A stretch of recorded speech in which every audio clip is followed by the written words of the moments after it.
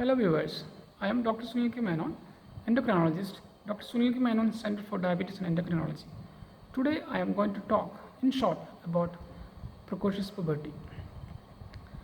Puberty is the transition from child to adulthood characterized by physical as well as hormonal changes.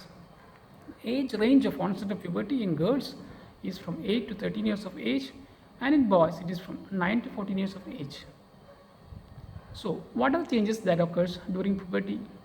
In girls, it is the development of the breast which is the first sign, which is followed by the appearance of hairs in the private parts, which will be later followed by the onset of menstruation.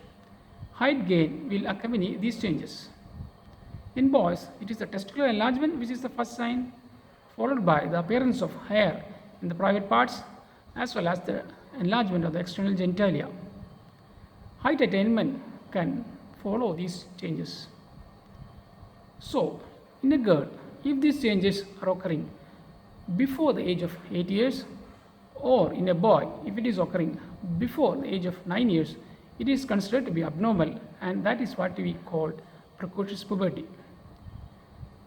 If a girl starts menstruating before 9.5 to 10 years of age, that is also considered to be abnormal. Apart from the physical as well as the hormonal changes that accompany precocious puberty, there are other certain implications attached to it. Socially, it is difficult to imagine a 7-year-old female menstruating or an 8-year-old boy showing abnormal sexual advancement.